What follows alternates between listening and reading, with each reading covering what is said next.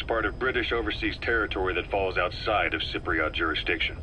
You got moved from Cuba's Little America right into Cyprus's Little Britain. Why'd they kill you? The UK and the US remain close allies. The last place Cypher would think to look for you is inside their own system. That's what kept you safe in British military hospital for 9 years. The safest place from a whale is inside its own belly. You were a regular Geppetto. Well, it wasn't Pinocchio who led me out to safety. So who was that guy? Cypher went so far as to attack British territory, burning their own ally. That's how badly they wanted you dead. He said I was in a British military hospital. Miller told me about what happened in the Caribbean 9 years ago. You do remember Miller. You'd formed a private army with him. An army with no allegiance to a nation. I remember, but... I see. You're not sure what's fact and what's a fantasy caused by the coma. It's still all a mess, huh? All I can do is tell you the facts as they were told to me. I've gone easy on you up until now. But this is where the hard stuff begins. 1974, the year before you entered your coma. You were in Colombia, operating with a small unit of men, basically mercenaries. Miller was among them. Miller was trying to find a way to turn his and your talents into a line of work. He was looking to start a business where you would fight on behalf of others around the world, those who needed military force. But the reality was, at that time, you didn't have enough gear to equip your own men. Then Miller came across this client.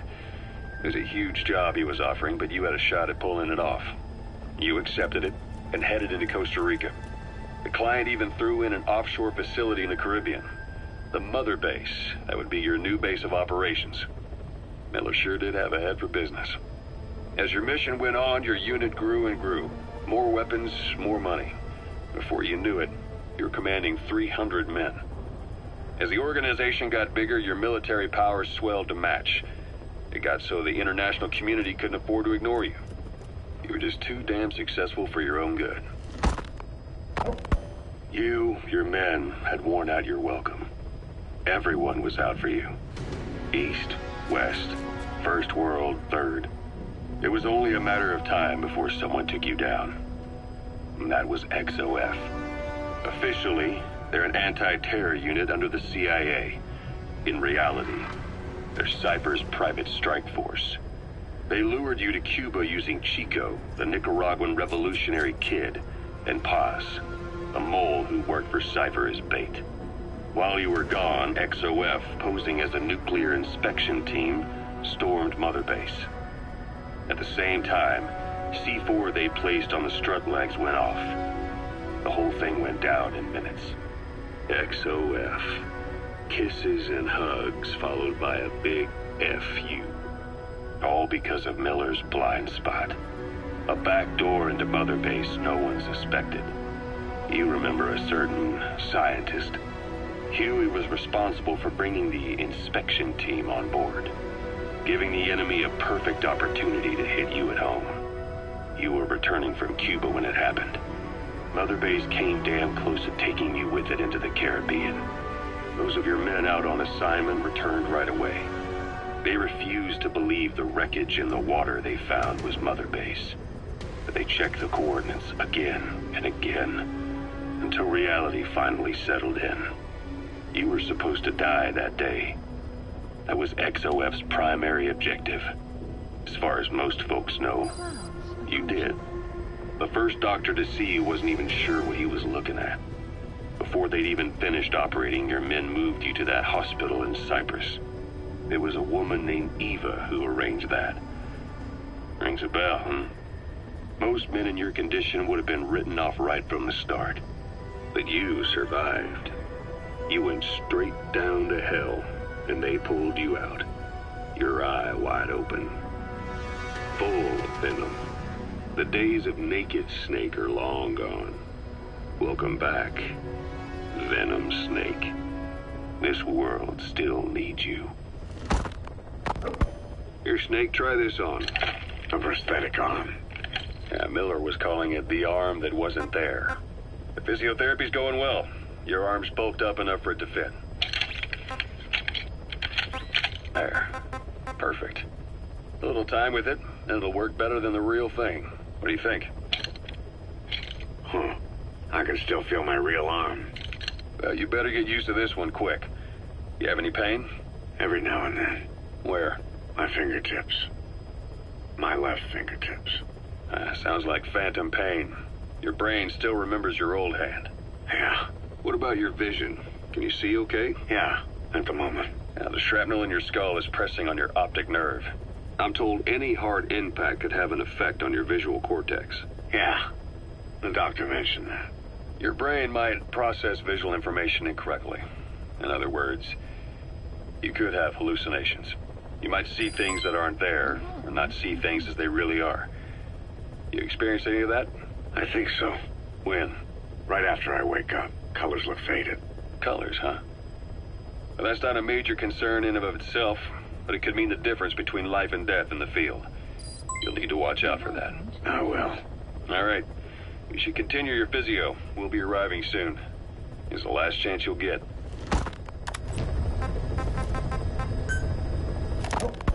Kaz, what about the unit that attacked us in the mist?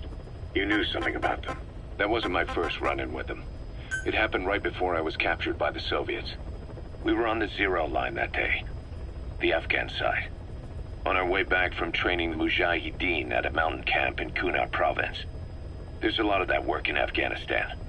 Most PFs shy away from it because it draws too much attention.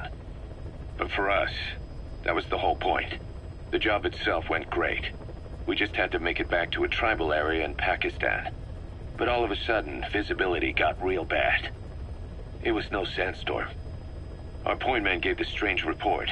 He said he could see skulls in the mist. Skulls? The next moment, he went silent. We scrambled into formation, right before his arms and legs came raining down on us.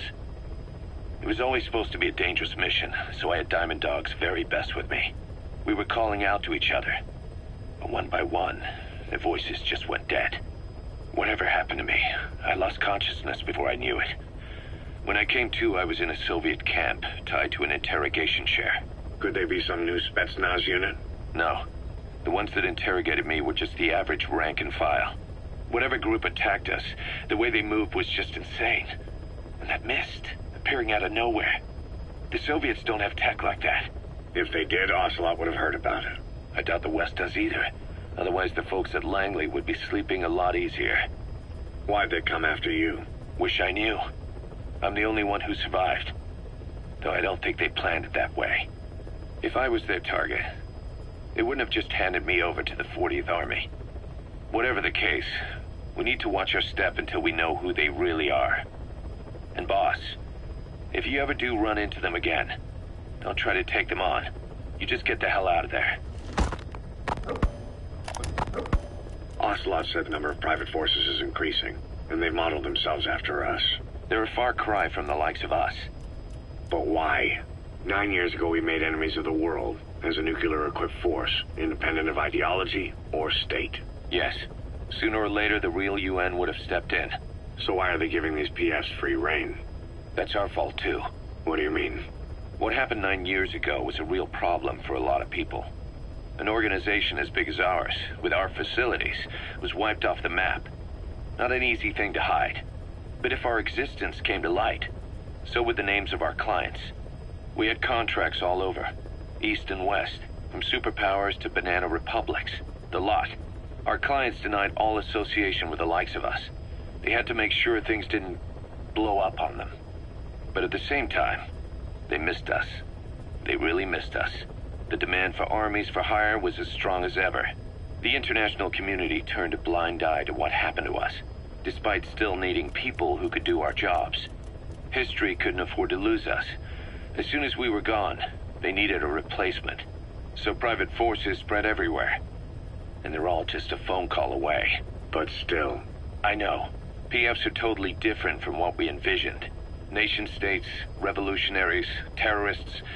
They have a lot of clients, and Cypher is one of them. Cypher stays anonymous, but I know their work when I see it. In the eyes of those clients, the world's PFs are all just expendable pawns.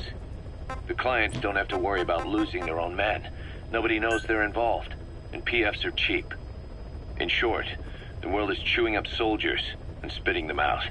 Even some of the old Mother Base's survivors are still working for PFs. Some guys created their own smaller forces. Others were taken on by emerging PFs. Everybody's gone their separate ways. But none of them are living their dream, because they're not fighting with you. Of course, I tried to headhunt as many of them as I could for Diamond Dogs. It was all a waste of time. They said they weren't interested without you to lead them. But now you're back. And everything's gonna change. We'll unite all private forces under you, transcending nations and economies. What is a nation? Just a patch of dirt. The bonds among us will surpass nations, and that's what'll put the world under our control. We'll establish a new kind of country, redefine the very concept of it. Even Cypher will be below us, an extraterritorial federation of military nations. The United States of Force. Remember before, boss? When Quiet attacked one of our guys on Mother Base, stuck a knife in his mouth. He's one of the very few soldiers who've had contact with her recently. Close contact. I don't think it's a coincidence that he was among those who became symptomatic pretty early on in this epidemic. Saliva and blood spatter, an open wound, mucosal infection. Whatever is causing this got inside him then. Miller, that is a baseless accusation. The source of the infection is Quiet. Everyone suspects her. We don't know that. And we've come across these symptoms before. The bodies in the water at the oil field facility, those sick people in the beds at the Devil's House. They're identical to what we've seen while we've been after Cypher. The infection could have come from elsewhere. But at the very least, she does know something. It's not like she's gonna talk. No, not through words anyway. But what about her actions? Quiet held a knife to that soldier back then, before he became symptomatic. There must have been a reason for that. A reason for shoving a knife down the throat of one of our men. What if she's capable of identifying who's infected?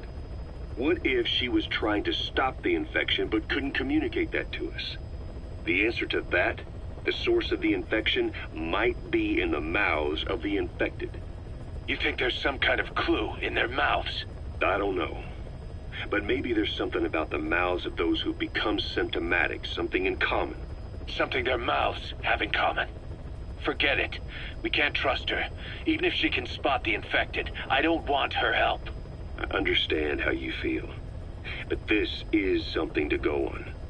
Can't you see it's just like I said? Bringing her here was a big mistake. Quiet is gonna be the end of us. Stand down. You've got zero proof. Try to keep an open mind on this, boss. There has to be a way to identify who's infected. Quiet is still in her cell. Only a few staff are authorized to go near her. She hasn't tried anything funny, but that's what bothers me most. In particular? What does she have to gain by coming to Mother Base? I first thought she was under orders from Cypher to take you out. She didn't manage it in Afghanistan, so round 2 happens here. So I lighten the guard.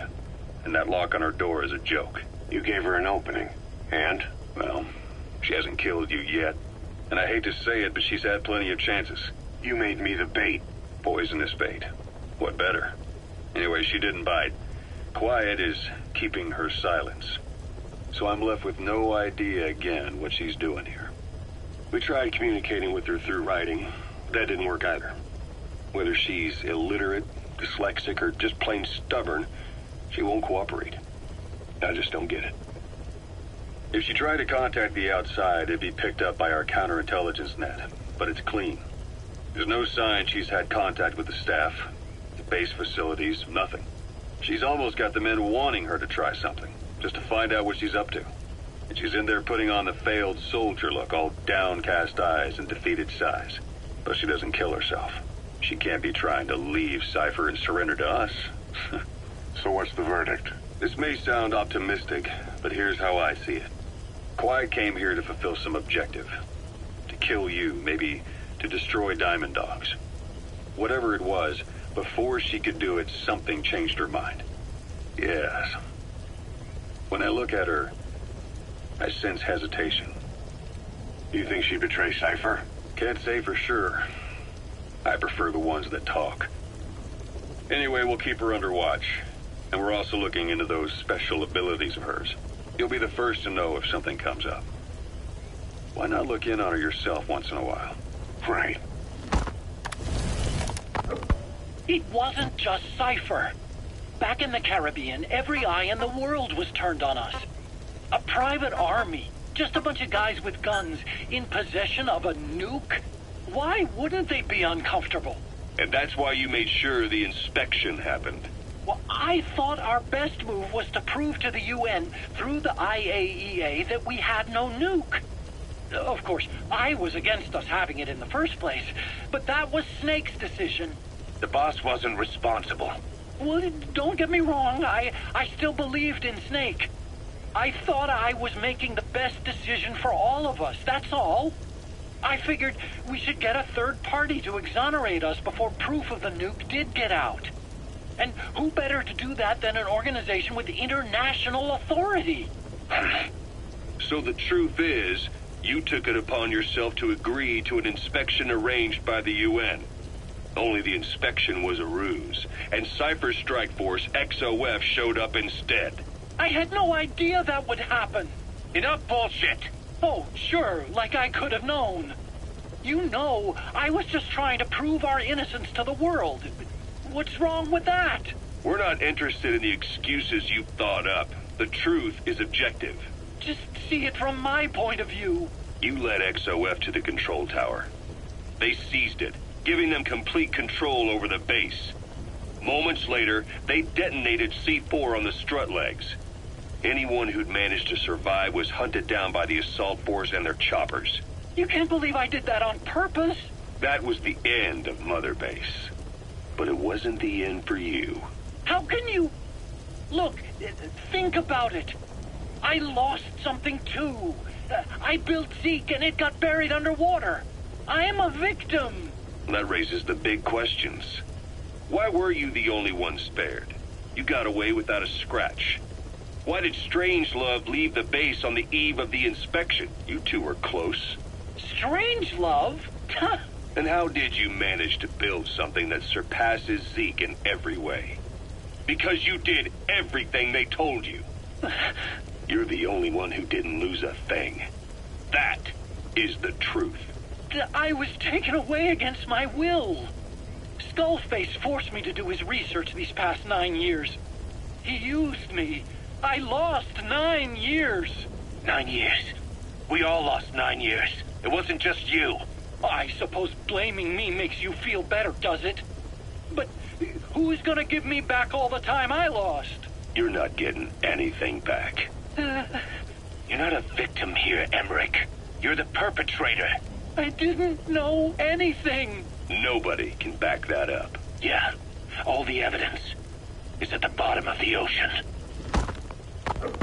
You know the hardest man to break. The type who's fooling himself. That takes time. It's easier to live a convenient lie than a painful truth. Is that the piece you've chosen, Doc? I'm not lying. Of course. Just let me check one or two things. On that day, you were in the control tower with them. Fine. Yes, Strangelove was doing AI research in that lab. Why hide that until now? Okay, so what? I wasn't working alone. You've got to understand. You do understand, right? I didn't want to drag her into this. It's my load to bear, alone. So you didn't create the AI intended to drive Sahelanthropus. It was Strangelove. Skullface was never in favor of AI control. So naturally they argued. Strangelove, she got him angry and he killed her. How? You didn't see it? So you found her inside that pod after the fact. Clouds approaching. And you just left her body to rot in there. Or perhaps you put her in there afterward. I asked him not to take her away from me. So she was killed by Skullface, but you asked nicely, and he put her body in the AI pod for you. That's right. Pathetic. You know, we have another idea. That you killed her. Me? Oh, I couldn't kill her. You killed her and locked her body in the pod. I wouldn't. Don't treat me like one of you. I can't just kill anyone whenever I feel like it.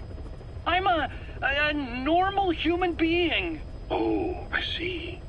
So you just shut her inside and waited for her to die. I would never do that.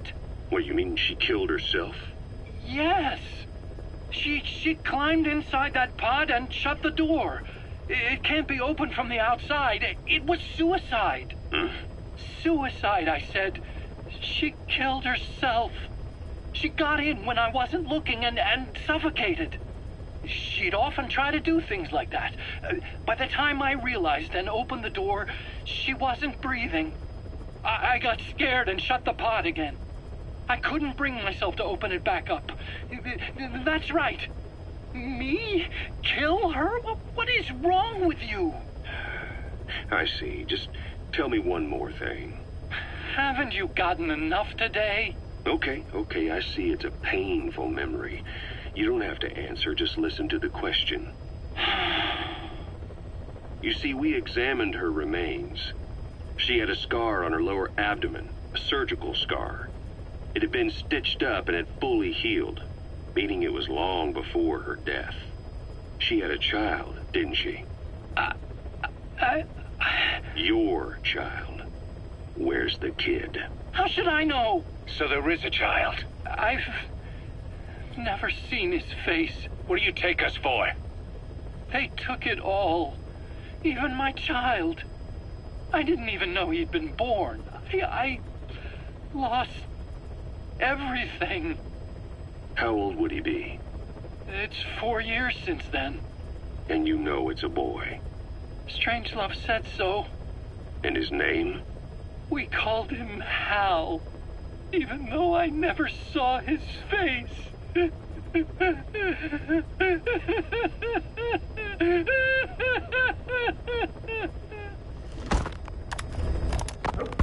What was your goal in having the children repair Sahelanthropus? I just answered their questions.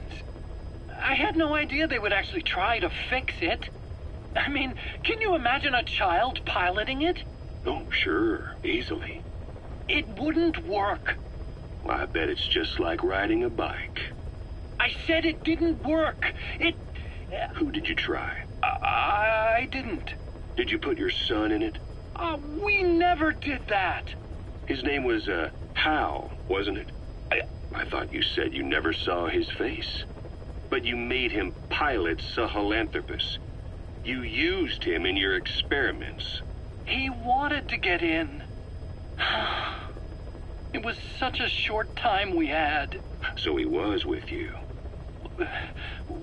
We were happy. You're still happy now. Changing your lies to suit the listener and getting by slipping through the cracks. Building layer upon layer of convenient stories until nothing means anything to you anymore. You're happy all the time because you don't even notice you're doing it. Think hard. Who are you really? You're not a victim, and you're not the silent majority. You're a perpetrator and a petty hypocrite. The real world doesn't make you suffer. It's the other way around. Well, Doctor, I have the report on the incident at the quarantine facility. Assuming the vocal cord parasite underwent a mutation. The only plausible explanations are exposure to some high-concentration mutagen or radiation. As you know, some of the staff at the quarantine facility were infected with the parasites. The Wolbachia prevented them from copulating, but the parasites themselves can't be removed from their host's vocal cords. Once you're infected with Skullface's parting gift, you're stuck with it. The researchers regularly used X-ray equipment to monitor the parasites in their throats. No problem there, they kept a close eye on the radiation doses. But that equipment didn't just give off X-rays. It was also emitting beta rays, even though that's unnecessary for the scans. See, beta rays have far worse effects on DNA than X-rays. Meaning the only logical conclusion is that someone added in a beta ray emitter to trigger a mutation. Those beta rays leaked out from inside the equipment. Because the emitter was retrofitted, the shielding was inadequate. And the person who ordered and inspected the equipment was you, Doctor. That makes you the only person with the opportunity to install that emitter. So now you're saying I sabotaged medical equipment for some wild plan to make the vocal cord parasite kill everyone? Or maybe you thought it'd reveal a way to treat the parasite without using the Wolbachia. With that much to barter, I suppose some people would welcome even a pathetic cur like you. Just stop it. You'd have no shortage of buyers, but most would be happy with just the parasite. You wouldn't need to offer anything else. However, if that buyer already knew about the parasite, they'd also know that by itself, it's no longer the ultimate bargaining chip it once was. To sell to that buyer, you need to throw in a bonus. A way to one-up it. There's only one buyer who'd be after that. Emmerich, we record all communications on Mother Base. That includes radio transmissions to and from homemade devices. You've been in frequent contact with people in America. A private biotech company. A client of which is DARPA. And they are connected to Cypher. You made a deal with Cypher. You offered them a new parasite in exchange for your safety. This is the only place in the world where the vocal cord parasite still exists. And you used it as a testing ground. Tried to resurrect their bioweapon. But your plan to obtain the parasite has failed. Your bullshit ends now. And don't think you're leaving here alive. Wait, what are you talking about? Just what do you plan to do? Present the charges against you. And render an appropriate punishment. You're gonna put me on trial? Call it what you like. What's the meaning of this? Out of here, all of you. Back to your posts. No, hang on. Huey has killed their comrades and interfered with their lives. They've had all they can take. Kill her! Stop! This is insane! You have no evidence whatsoever. You say you're an army free from government. You talk big about being a nation unto yourselves. But from the outside, you're just thugs, rebels, a militia, terrorists, an unhinged threat to society. You're nothing but a bunch of psychopaths. So you're not with us? No, I didn't. I thought we were on the same side. That's too bad. I didn't. Men, you will have justice. But our organization, the boss's organization, is built on order and reason. There will be no lynch mob. So stand down for today. We will gather all the evidence of this man's crimes. And then he will be tried. Dismissed. What do you think you're doing? Go ahead and execute me. It'll be murder in the eyes of the world. You've lost your minds. Don't you get it? You're seeing phantoms. Just look at that dog. No, you named him D-Dog, but it's obvious anyone could see that's a wolf because you're all a bunch of wild dogs. You wanted to believe he was too, to feel some connection, to fight your loneliness. You wanted something to cling to prove you deserve to be alive. You wanted to forget the death, your sins, so you'd cling on to dogs, or wolves, or even Big Boss. The boss is the same, isn't he? Every one of you is alone. That's why you suspect your own. I know, because I do the same. I'm one of you too. Alone.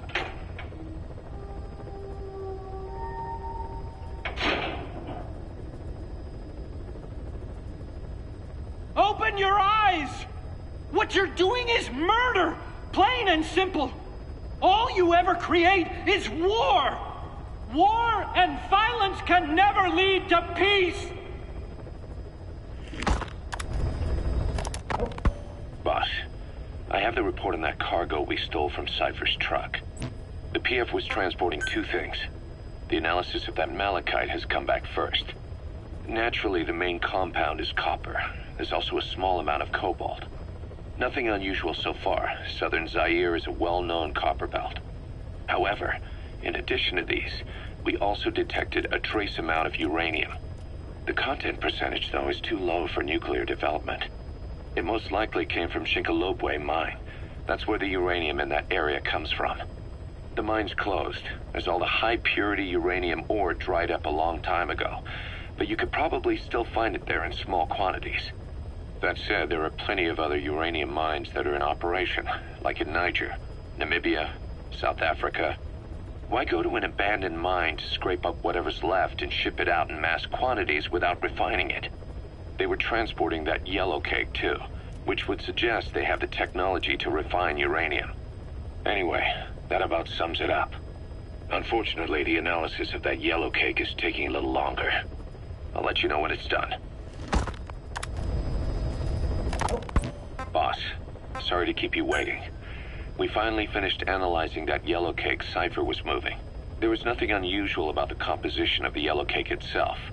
Most of it was oxidized uranium, with the rest being impurities, various metals as well as traces of organic matter. What's interesting is the composition of these impurities. When we checked them against the impurities found in the copper ore, it was clear the yellow cake didn't come from Shinkolobwe, meaning they went to the trouble of mining two sources of uranium, then transported them together in different states.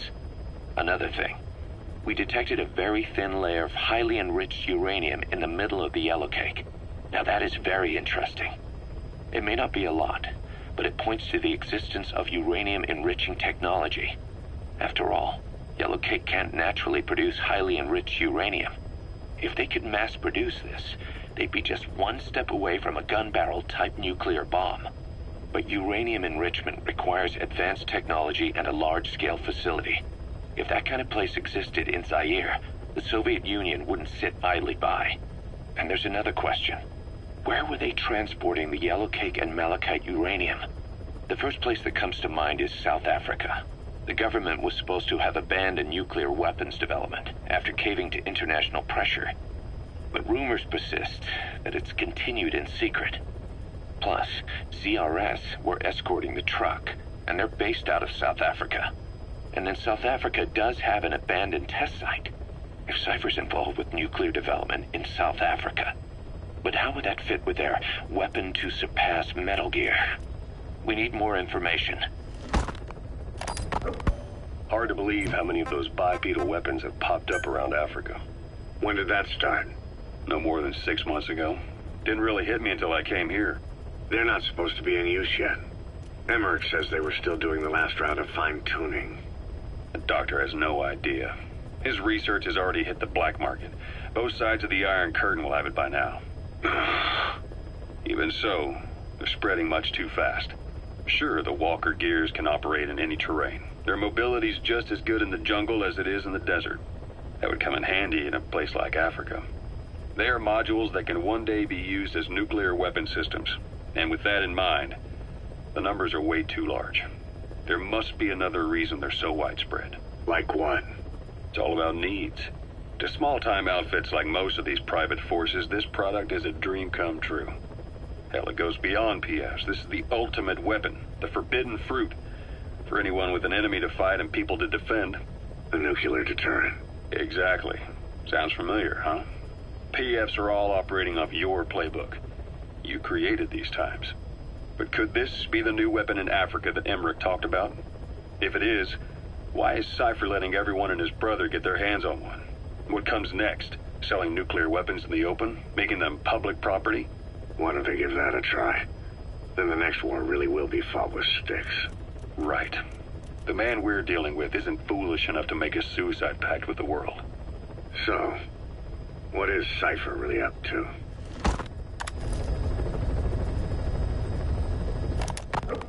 Boss, about those invalids you saw in that devil's house.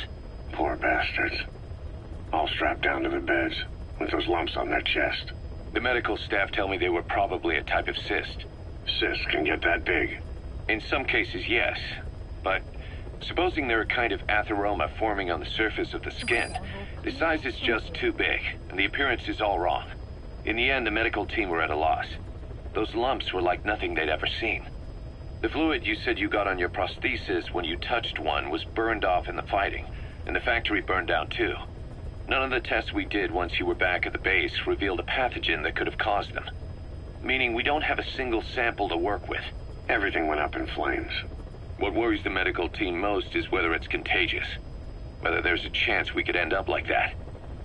And? Mother Base's sanitation control has always been strict. After all, war is great at transporting diseases. For the time being, at least, there's no sign of contagion or any symptoms that could be related. One more thing. About the surgery that had been performed on the people in the Devil's House. Yeah. You said that their throats were cut open, with an acoustic tube pushed inside? Right. The tubes were hooked up to tape recorders playing some kind of audio. Well, we picked up some of that audio through your radio transmissions and recorded it here. The intel team has been working on analyzing the communications log. What have they found? There's nothing tying the contents together. We've got a report on 3 deaths in a car accident on the autoroute near Marseille. Protests outside the Libyan embassy in London. A press conference with the former Prime Minister of Sweden. A 4-month-old weather forecast for Balikpapan. And then commercials for appliances, cough syrup, and TV dinners. Assuming they're not all staged, they come off as recordings of your average public broadcasts. Public broadcasts? Just radio and TV signals? Yes, and from all over the world. We're looking into whether they're genuine or not, just to be sure. What else? A speech that sounds like it was recorded out on the street, and people chatting about how this year's tomato crop did. And there's nothing they have in common? We're partway through the cryptanalysis. That includes checking all audio ranges and running it backward and at different speeds. Then there's vocabulary breakdown for political suggestions, ideological comment points. But I don't think it's going to get us anywhere. Where were the recordings made? There's nothing linking them from that angle either. Just like you reported, we've detected virtually every major language there is. French, German, Italian, Spanish, including South American accents. Then there's Russian, Hindi, Arabic, Portuguese, Mandarin, Cantonese, Japanese. They're nothing if not thorough. Well, I don't know if we've got them all covered. Ignoring the ones that have gone extinct, supposedly over 5,000 languages exist today. Besides, English isn't one of the ones we picked up. Really? English? I know. Only 5% of the world's population is a native English speaker. But when you factor in those who've acquired it as a second language, nearly 1/3 of the people speak it. The world's dominant lingua franca. You gotta figure they had it somewhere among all the languages in that place. No English. Bear in mind, we didn't hear everything that was played in that room. We couldn't isolate the more distant sounds due to static, and the program could have been set to change every day. In a nutshell, for reasons unknown, people in that room with a common medical condition were made to listen to recordings in languages from around the world. It's not clear how the growths on their chests fit into it. It could have been treatment for them, or maybe an experiment of some kind. I'm guessing one person knows. Yeah, Skullface. He was there. The only thing we can say for sure is that he's involved. Snake, I wanted to ask you about the man on fire. What do you remember from the hospital? Anything we can use? Well, he took off the moment the sprinklers started up. Sprinklers? The fire system? And when he got sprayed with water from the burst pipe, it slowed him down. When we escaped on horseback, he wouldn't cross the river either. And then it started to rain. And he disappeared. Water against fire. Is it that simple? I mean, it makes sense. It's just hard to believe it would work on a guy like that.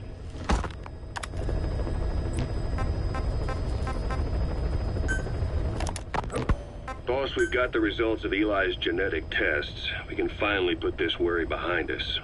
We used the PCR technique and conducted DNA fingerprinting of the copied DNA sequences.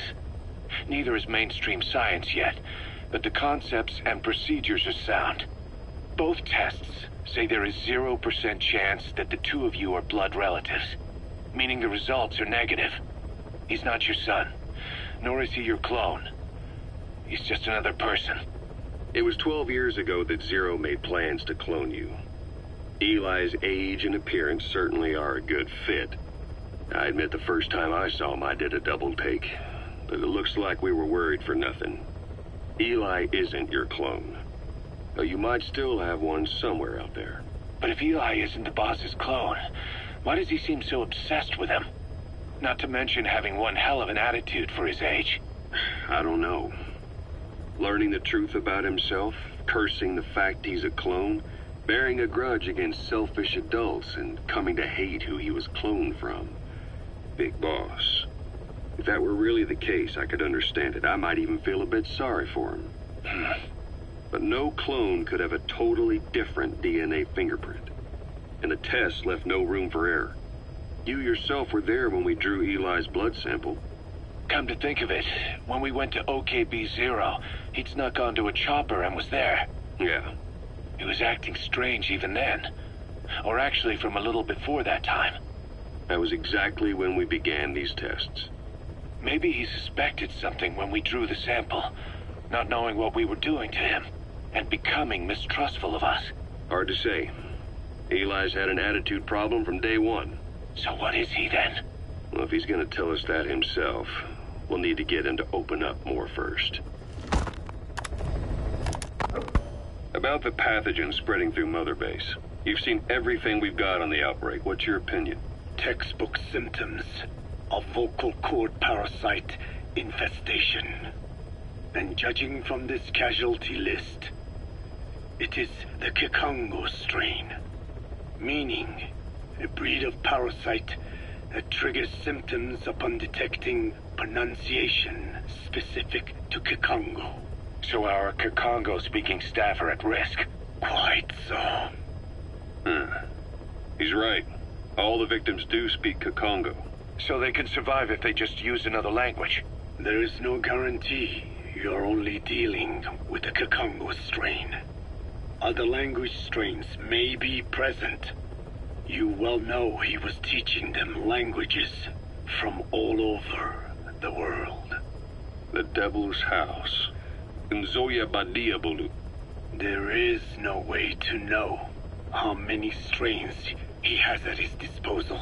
So how do we keep them from becoming symptomatic? You mentioned using microbes. Use this. A type of Wolbachia. Introduced to a sample of the parasite. Wolbachia? A parasitic bacteria that colonizes the parasites, turning male to female and preventing copulation. You must cultivate more. What have you done with the infected bodies? Cremated to stop the spread of infection, but we did keep a few for study. Good. Take this sample, grind it to a pulp, and introduce it to the larvae now nesting in the dead. The Wolbachia will multiply rapidly within those larvae. They're soldiers, not some petri dish. Conventional cultivation methods will take too long. Extract the Wolbachia from those larvae and vaccinate your men. Kikongo speakers first. This is the fastest, surest way. No one is to speak a word of Kikongo until the Wolbachia are safely inside them.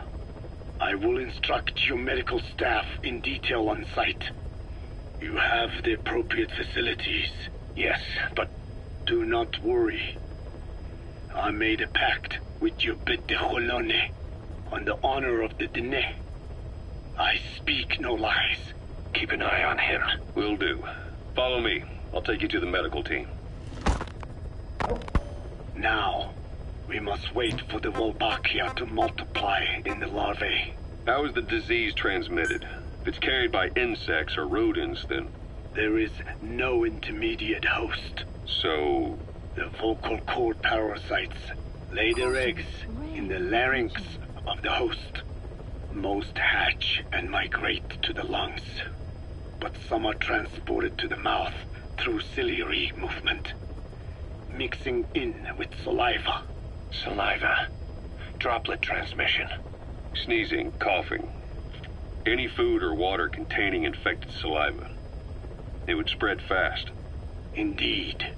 And when the larvae migrate to the lungs, symptoms can resemble the early stages of a cold, making it easy to infect others. Meaning a simple conversation would be enough to pass it on. All right, so what happens after the larvae migrate to the lungs? It is as I said before. They mature by feeding on alveolar tissue. It is only then that noticeable symptoms appear in the host. And by that point, it's too late. He's infected everyone else. It's one hell of a weapon you've created.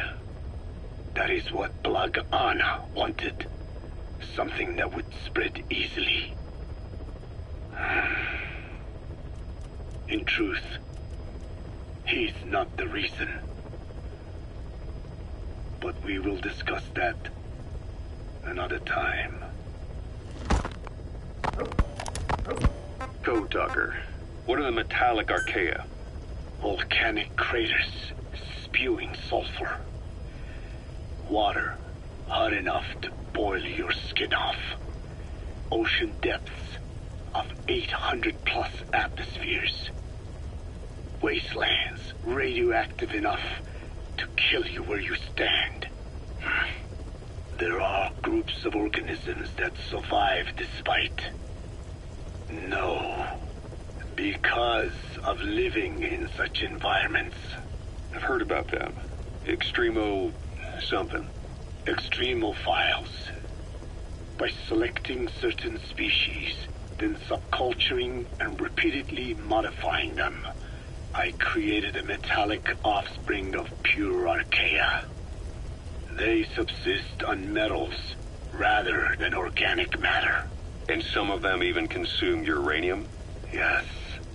Uranium enrichment archaea metabolize only uranium-235. As a result, they produce weapons-grade enriched uranium. How is that possible? Consider how plants fractionate carbon isotopes when they conduct photosynthesis. Nature possesses abilities beyond our imagination. So it was archaea that brought down your chopper? Corrosive archaea, yes. They oxidize metals, feeding off the energy in the electrons they receive. What became of the wreckage? We had the R&D team retrieve samples for study in airtight plastic containers, of course.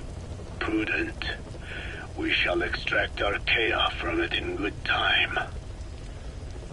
They should help you fight back against Blag Anna. Any chance we could start now?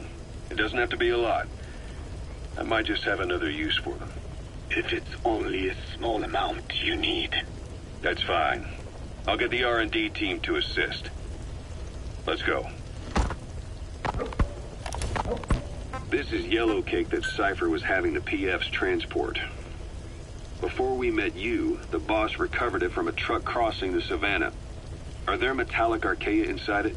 Yes, the archaea metabolize uranium-235 to subsist.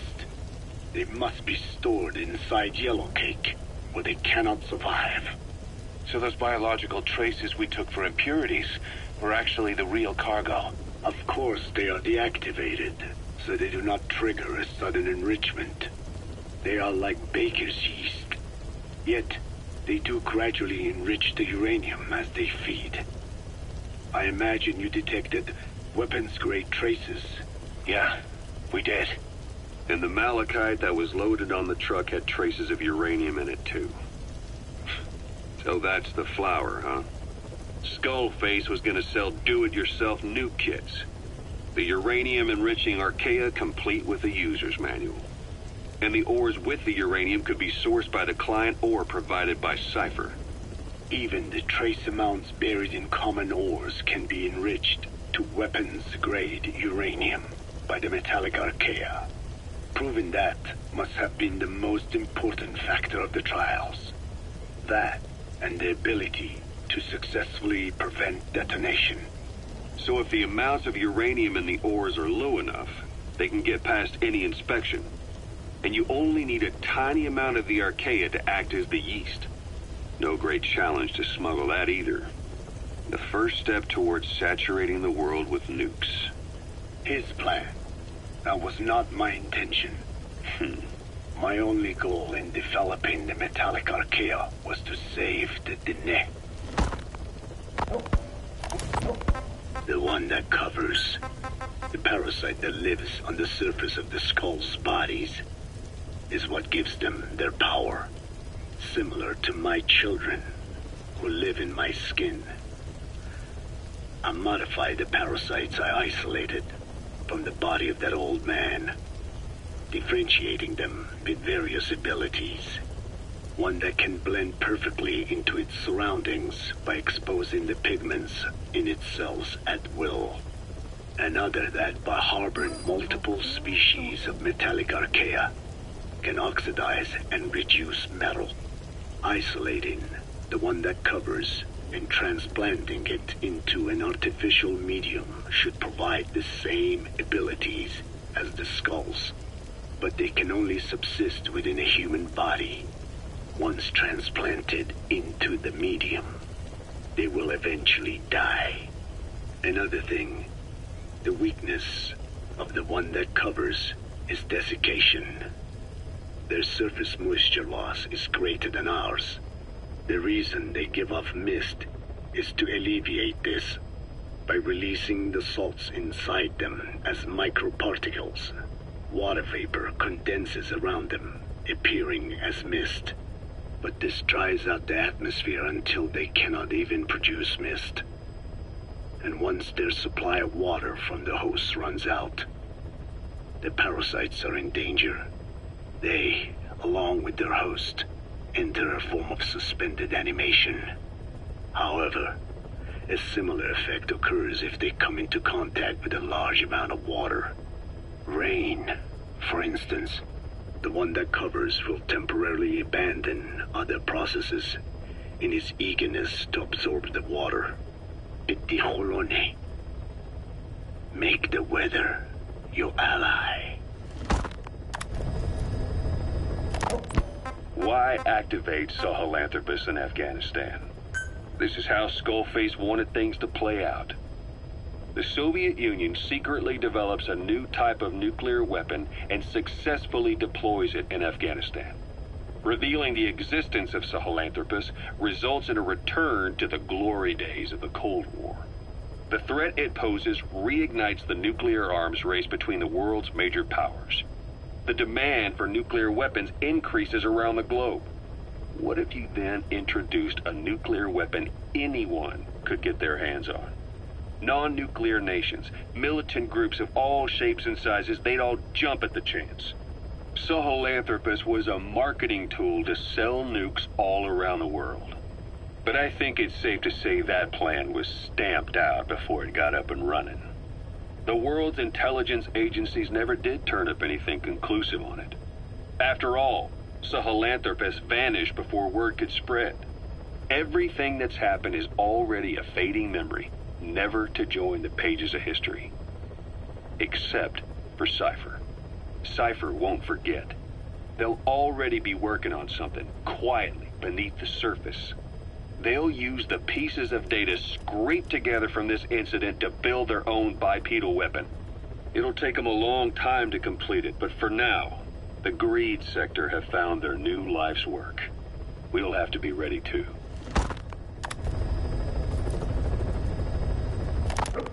Skullface, real name unknown. Born in Hungary, more specifically northern Transylvania after it reverted to Hungary from Romania. While he was young, the country allied with Germany as part of the Axis powers, but later during the war, it came under Soviet occupation. The Hungarians struggled for independence, but the Soviets came down. Hard. Just like he said, time and again the country was ruled by a foreign tongue.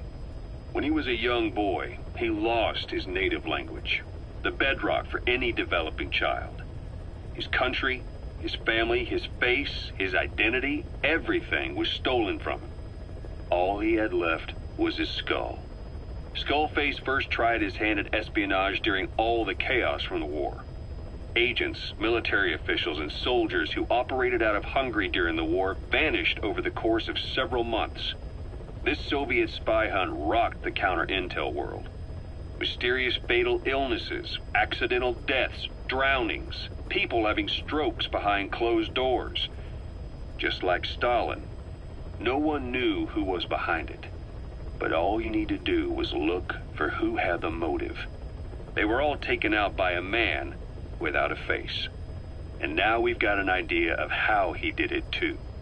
He'd gotten revenge for his people, but he wasn't finished. Skullface defected to the West, eventually ended up with the SAS. That's where he met Zero. It's possible he began planning this whole thing back then. It's hard to say. In any case, Zero made him his XO. He always did have a thing for oddballs. But this one was set to lead a unit no one else would know about. When Zero created Fox, he also formed XOF as a support team. An unconventional special forces unit designed to support Fox, make it stronger, with Skullface given the orders. Zero never even told the boss about it, nor the CIA, naturally. If Fox was Zero's silver bullet, XOF was the recoil when he pulled the trigger. Just like Newton's third law. While you were with Fox, Skullface was operating behind the scenes. Sometimes as your backup, sometimes as a mole or a scout, sometimes as your cleanup crew. Fox's tail, making sure the mission succeeded and that you survived. Boss, we gave Ralph, that kid who died in the accident, a burial at sea. The man in charge of that facility has been severely punished. But ever since, the kids have been acting strange. It's obvious they've lost their trust in adults. I was getting reports of them ignoring the staff, or getting insolent and even violent. And a few days later, several of the kids did a disappearing act. They snuck into choppers and shipping containers and got off base. Why? Your guess is as good as mine. These kids were born in a war zone and forced to grow up as war fighters. If they're left alone, war is how they'll die. But I thought we showed them there are other reasons to live. I never liked having children on Mother Base. But the thought of them going back to the battlefield and picking up their old lifestyle is something I can't stomach. It makes me think of Chico, 9 years ago. We have to get those kids back. Hell, they know too much about our operation. I never expected even the kids to betray us.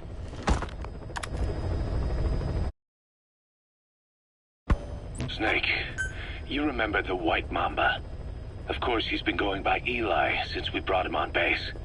He was the leader of the child soldier unit we took out of that village and into our protection. Well, according to the kids you brought back here, all the escapees were especially close to Eli. There's reason to suspect he's behind all 6 escapes. We've already detained him. I'll be questioning him shortly. Wait. You'll be? Ocelot. You're incapable of taking an impartial stance with those kids. Question them all you want. It'll get you nowhere. Ocelot, you get too many kicks from your art of interrogation. It's not a matter of art. It's about quick, minimal strokes of psychological warfare. That's what gets the answers. And it's the best way to keep both questioner and subject safe. The risks only increase the more an interrogation drags on. At that point, it causes as much pain to the inflictor as the inflicted. Like I said, too many kicks. What I'm trying to tell you is we need quick results. Otherwise, it'll be too little, too late. I know that. And besides, I know the subject. I won't go overboard with a kid. Forget it. You're not needed. Snake, we'll want to question the other kids too. Be sure to bring them all back. Snake, about the escaped children. Eli confessed. The way he tells it, they wanted to go back to the battlefield. Don't rob them of their freedom, he said. If you bring them all back, there will be consequences. Next to be asking for our surrender. Consequences? What consequences? No idea. That's all I have for now. You're too attached to those kids. Stop protecting Eli. Listen to yourself. Let me question him, and we'll get some real answers. Not necessary. I'll report as and when. Boss, we found weapons in the children's section of the living quarters. As you know, weapons are strictly off limits. We've got some rule breakers. The weapons we found were handmade.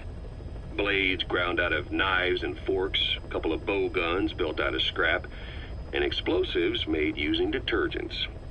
And get this, the explosives were tightly packed with nails.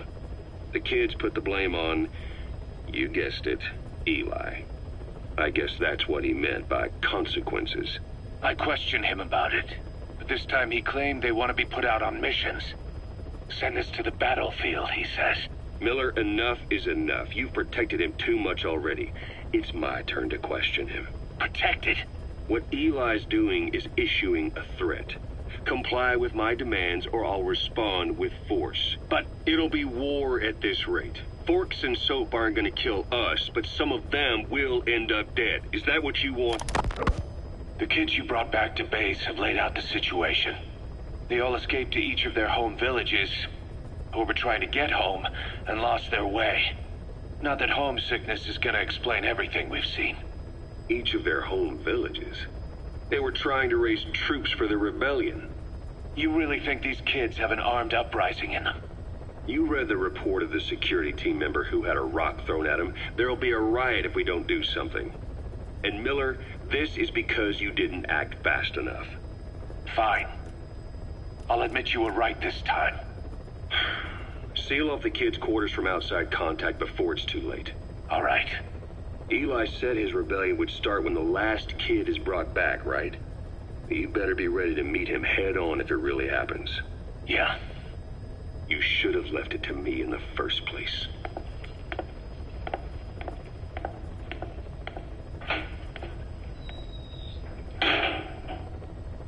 Boss, they're just kids.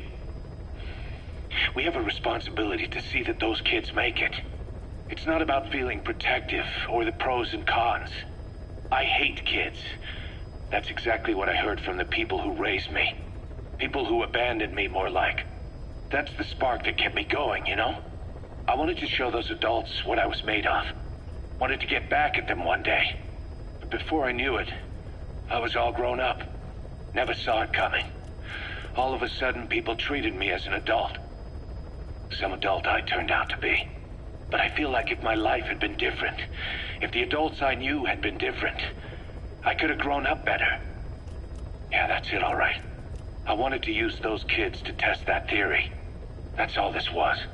From their point of view, I'm no different from the assholes who gave me a hard time. When this is all blown over, I'll talk it out with them. If that's still possible. Boss, there are still kids out there. Bring them back safe. Boss, it's me. Eli's revealed what he wants. He wants to speak with you. With Big Boss.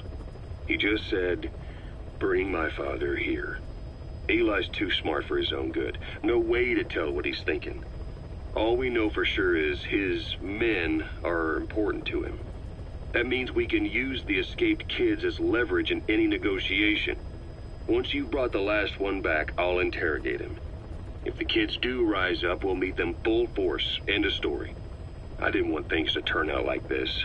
We could have prevented it, but it's too late now. If Eli means to take this all the way, he's gonna force us to do the same. Boss, go get that last kid.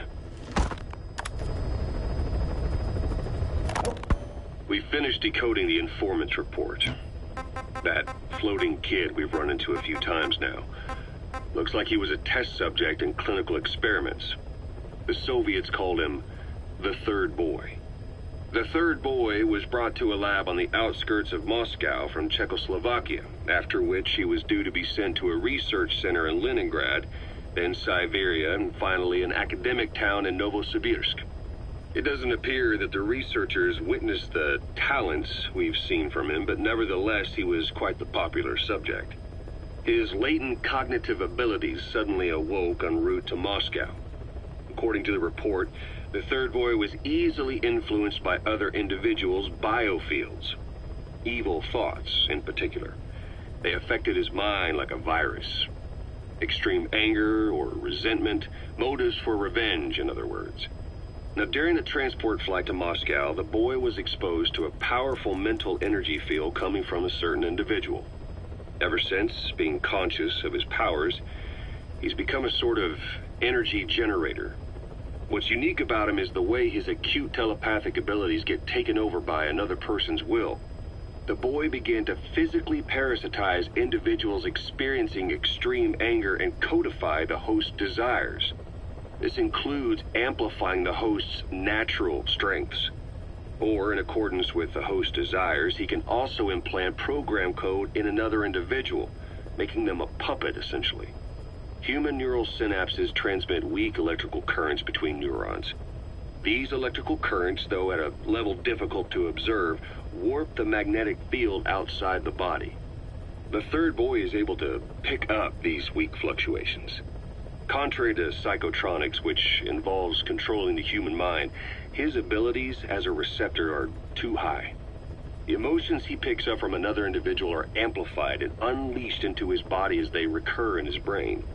They turn into microwaves, which then affect the physical world, triggering paranormal phenomena like the spontaneous combustion of organic matter or psychokinesis, moving an object without touching it. There's one other thing. While he's parasitizing a host, the boy's ego gets shut away, allowing the will of the host to take control of his powers, like some annoying static drowning out your own voice. That means he isn't responsible for what's been happening. Somebody's extreme anger has manifested through the third boy's powers in ways none of us could have predicted, which would mean this was going on somewhere around us. Looking back on it, a lot of things make sense now. The man on fire, Sahelanthropus, they both came to life thanks to the third boy's powers. Everything has been happening through him as a catalyst. We first saw him in the hospital on Cyprus. The boy parasitizing the man on fire's desire for revenge gave him his new abilities in return. He next appeared at the Hamid Fighters Fort where the honeybee was hidden. There, the boy parasitized Skullface's vengeful mind. He controlled Sahelanthropus, making it do whatever Skullface wanted. Same goes for when we extracted Emmerich onto the chopper. When he appeared at the Devil's House in Central Africa, Skullface's will controlled the man on fire via the third boy's powers. Everything is clear up to this point. But even the informant couldn't pinpoint who the host was in the cave within Serac power plant. Sahelanthropus suddenly became active, then crushed not only the man on fire, but Skullface as well. Surely neither of them could have been the host. Who else was at that location and bore anger more extreme than either of them? Whose will was controlling Sahelanthropus? According to the report, emotions transmitted in children's brains affect the surrounding magnetic field more strongly. Cerebral nerves are covered with insulation called myelin sheaths to increase impulse speed. The reason for this leakage has to do with the fact that children's myelin sheaths are still developing. So, how many children do you remember being there? Children with a burning desire for revenge and bearing a grudge against you. I can think of only one. Eli. We don't know what kind of life he's had, but the resentment he's shown toward adults is nothing short of extraordinary. The third boy resonated with Eli's mind. And that means Eli bore the strongest animosity of all individuals within the boy's reception range, estimated to be a 3-mile radius, beating out even Volgan and Skullface. The third boy has probably remained hooked on Eli's anger since. You remember at the Devil's House, the third boy showed an interest in Shabani? That must have been his ego making a rare appearance. He may possess abilities far beyond anyone else in the world, but he's still a kid. Maybe them both being kids was enough to bring them together. And if so, maybe with Eli, he isn't feeding off him, but acting in symbiosis with him. So what kick-started the third boy's powers? If we look at the location and time that his plane went down, we can make a pretty good guess. When the plane experienced the first anomaly, it gave an accurate report of its position to a control tower, due north of the Black Sea, 125 miles east of Kiev. Dead south on the Black Sea is Cyprus's Green Line. So the plane's position was directly north of the hospital where you'd been asleep for 9 years. And this anomaly was reported at exactly the same time that you woke up. The plane was enveloped in flame from the inside out. The fuselage burnt to ashes. There were no survivors, at least not publicly admitted. Your thoughts formed a synchronicity with the boy's psyche and were amplified inside his brain. That would have been more than enough to trigger his abilities. Your rage was like a big bang in his head, blowing the lid off his powers. The boy was then secretly moved to the lab outside of Moscow where Volgin was comatose. There, Volgin's thoughts resonated with the boy and he was awakened. Volgin became the man on fire, hell-bent on getting revenge on you. His instincts led him straight to you. Skullface knew Volgin from Operation Snake Eater, or perhaps from even before. Monitoring this pair of extraordinaries, he discovered the hospital and sent his assassin and XOF. Skullface was probably watching the situation from close by. Then, realizing how useful these two test subjects could be, he approached them. Reacting to Skullface's thirst for revenge, this time the boy let Skullface's will control Volgin. Volgin, at times driven by personal revenge, at times through Skullface's will, kept on moving, though his body was little more than dead meat. Perhaps there were moments where even your thoughts affected him as well.